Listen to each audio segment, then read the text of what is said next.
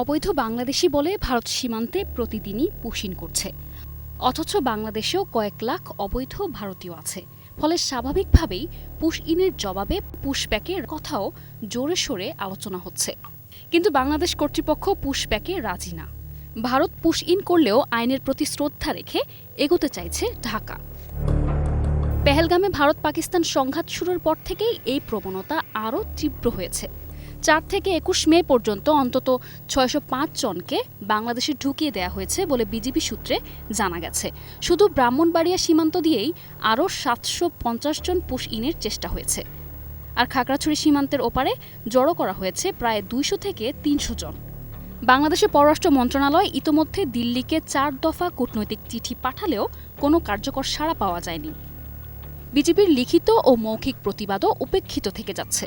এমন প্রেক্ষাপটে জাতীয় নিরাপত্তা উপদেষ্টা ড খলিলুর রহমান বলছেন, যদি কেউ বাংলাদেশের নাগরিক হয় এবং তা প্রমাণিত হয় তবে তাকে ফরমাল চ্যানেলের মাধ্যমে গ্রহণ করা হবে।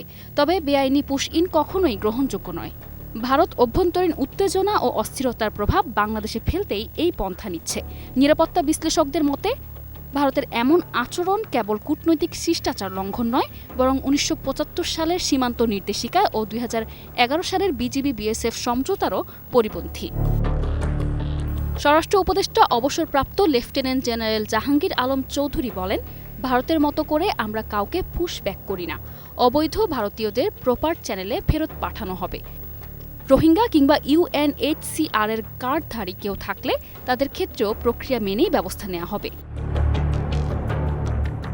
একটি কূটনৈতিক সূত্র বলছে, ভারত মিয়ানমারের পন্থায় এগুচ্ছে। মিয়ানমার যেমন নির্যাতন নিপীড়নের পর হত্যাযজ্ঞ চালিয়ে মুসলিম রোহিঙ্গাদের বাংলাদেশে প্রবেশ করাচ্ছে, ঠিক একই পন্থায় ভারত বাংলাদেশে পুশ ইন করছে।